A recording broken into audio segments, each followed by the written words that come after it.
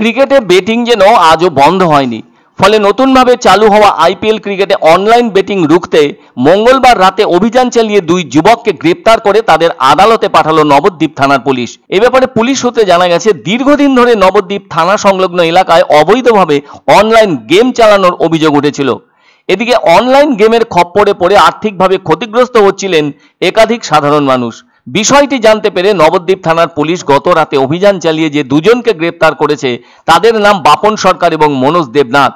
ধৃত বাপন সরকার নবদ্বীপ থানার অন্তর্গত প্রফুল্লনগর এলাকার বাসিন্দা এবং মনোজ দেবনাথ প্রতাপনগর এলাকার বাসিন্দা। ধৃতদের কাছ থেকে দুটি মোবাইল ফোন বাজেয়াপ্ত করে পুলিশ।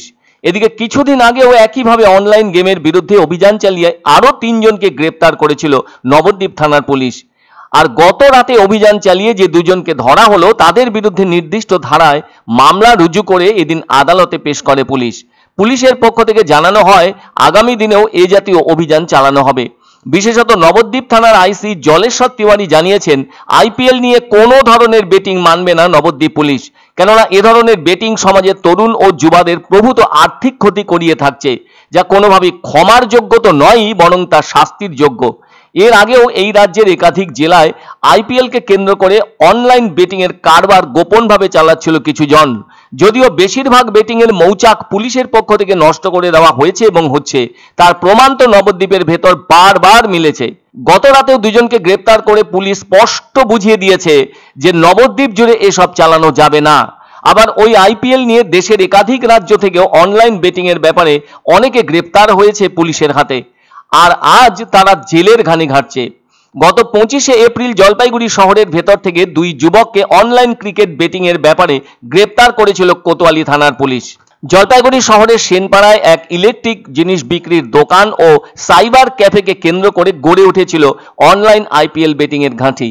আর গোপন সূত্রে খবর পেয়ে পুলিশ ওখানে অভিযান চালিয়ে তাদের কাছ থেকে বাজেয়াপ্ত করে মোবাইল ফোন, কম্পিউটার সহ একটি মোটর বাইক। ওই ধৃত দুই যুবকের একজনের নাম মিলন সেন।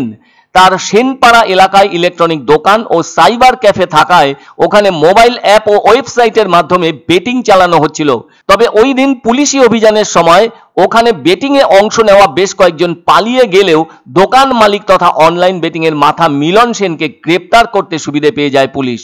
শেষটায় পুলিশি জিজ্ঞাসাবাদে মিলন স্বীকার করতে বাধ্য হয়েছিল যে নিজের মোবাইল অ্যাপ ব্যবহার করেই অবৈধভাবে আইপিএল ক্রিকেটে বাজি ধরত এবং অন্যদেরও এতে অংশ নিতে সহায়তা করত। এছাড়াও আরও একজন ছিল মৃন্ময় সেন। তার বাড়ি জলপাইগুড়ি শহরের 3 নম্বর ওয়ার্ডে। তার কাছ থেকেও একটি মোবাইল ফোন এবং একটি মোটর বাইক বাজেয়াপ্ত করেছিল পুলিশ। বর্তমানে তারা দুজনেই সাজা খাটছে। জলপাইগুড়ির ওই ঘটনার প্রায় 1 মাসের মধ্যে নবদ্বীপ থেকেও একই অভিযোগের ভিত্তিতে দুজনকে গ্রেপ্তার করা হয় নবদ্বীপ থানার পুলিশের পক্ষ থেকে। আরও যে কোথায় কোথায় গোপনভাবে অনলাইন বেটিং চলছে সেটা খুঁজে বের করার দায়িত্ব বিভিন্ন থানার পুলিশের বলে অভিমত সাধারণ মানুষের। এই অনলাইন বেটিং যেটা চলছে আইপিএল বেটিং, তাতে আমরা রেড করেছি। রেড করে এখনো পর্যন্ত আমরা দুজনকে পেয়েছি। দুজনকে আমি আজকে কোর্টে পাঠিয়েছি কেস করে, তাদের রিমান্ডের প্ল্যান দিয়েছি 3 দিনের।